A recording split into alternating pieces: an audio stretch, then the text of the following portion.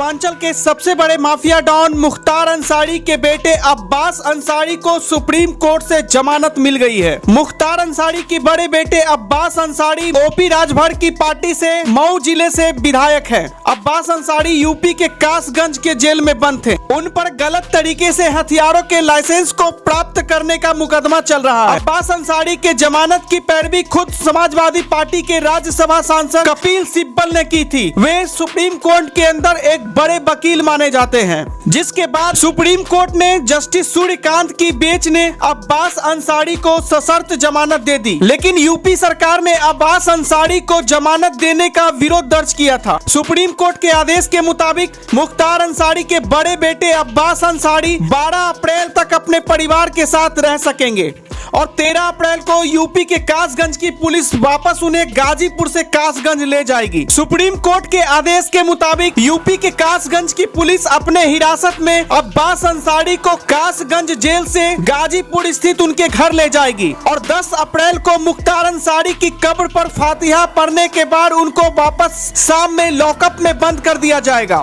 अब्बास अंसारी अपने पिता मुख्तार अंसारी के जनाजे में शामिल नहीं हो सके थे, क्योंकि उस दौरान यूपी की हाई कोर्ट ने उनकी जमानत याचिका को खारिज कर दिया था। आपकी जानकारी के लिए आपको बता दें कि यूपी के सबसे बड़े माफिया डॉन मुख्तार अंसारी की तबीयत अचानक 28 मार्च को रोजा तोड़ने के बाद बिगड़ गई थी, जिसके बाद उनको नजदीकी अस्पताल में भर्ती करवाया गया था। जिसके बाद पता चला था कि उनको हार्ट अटैक आई और इसी हार्ट अटैक की वजह से उनकी मृत्यु हो गई थी। लेकिन मुख्तार अंसारी के परिवार वालों का आरोप है कि उनको जेल में स्लो पॉइजन दिया जा रहा था। लेकिन मुख्तार अंसारी के पोस्टमार्टम के दौरान वरिष्ठ डॉक्टरों की टीम को उनके शरीर में जहर जैसा कोई चीज नहीं मिला था। मऊ से 5 बार विधायक रह चुके मुख्तार अंसारी के शव को 30 मार्च 2024 को गाजीपुर के मोहम्मदाबाद इलाके में उनके पैतृक आवास पे लाया गया था। कालीबाग स्थित कब्रिस्तान में उनको इसी दिन सुपुर्दे खाक कर दिया गया था, जहां मुख्तार अंसारी के जनाजे में 30,000 से ज्यादा लोग जुटे थे। जमानत मिलने से पहले अब्बास अंसारी के छोटे भाई उमर अंसारी और उनकी पत्नी रिखत अंसारी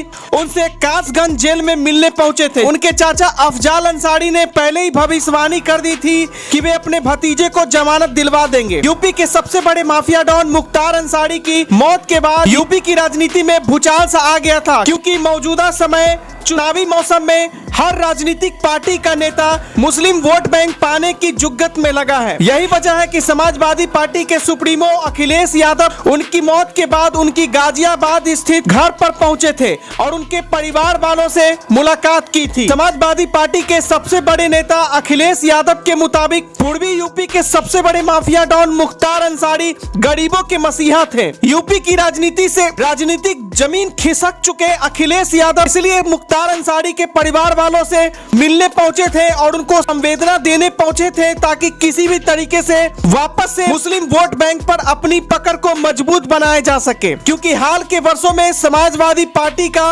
राजनीतिक जमीन खिसकता जा रहा है। क्योंकि जब से बीजेपी की तरफ से सीएम योगी आदित्यनाथ ने यूपी का कार्यभार संभाला है, तब से समाजवादी पार्टी का राजनीतिक जनाधार लगातार धंसता चला जा रहा है। यही वजह है कि अखिलेश यादव को मजबूर होकर मुख्तार अंसारी के परिवार वालों के पास संवेदना देने के लिए पहुंचना पड़ा था। मुख्तार अंसारी के परिवार से मिलने के बाद जिस मुस्लिम वोट बैंक के चक्कर में जिन अखिलेश भैया ने स्वर्गीय मुख्तार अंसारी साहब को गरीबों का मसीहा बना दिया था, उन्हीं के बड़े बेटे अब्बास अंसारी ने कभी इंटरव्यू के दौरान कहा था कि जो अखिलेश भैया अपने बाप के नहीं हुए वो किसी और का क्या होंगे। इससे पहले भी AIMIM के प्रमुख असदुद्दीन ओवैसी मुख्तार अंसारी के परिवार वालों से मिलकर उनको संवेदना देने पहुंचे थे। मुख्तार अंसारी के परिवार वालों से मिलने के बाद से हैदराबाद से सांसद असदुद्दीन ओवैसी को लगातार जान से मारने की धमकियां मिल रही है। सुप्रीम कोर्ट से जमानत पाने वाले अब्बास अंसारी वही शख्स हैं जिन्होंने 2022 के यूपी के विधानसभा के चुनाव के दौरान अपनी भाषण के दौरान यूपी के अधिकारियों और वहां के वोटरों को धमकी दिया था कि चुनाव के बाद हम सभी को देख लेंगे। लेकिन यूपी में दोबारा से बाबा जी की सरकार आने के बाद ये ऐसे ठंडे पड़ गए कि इनके हलक से अब आवाज भी बाहर नहीं निकलती है। अब्बास अंसारी साहब अपने पिता के काले साम्राज्य और सत्ता के नशे में चूर होकर शायद यह भूल गए थे कि भारत जैसे देश में सिस्टम से ना तो कोई पहले जीत पाया था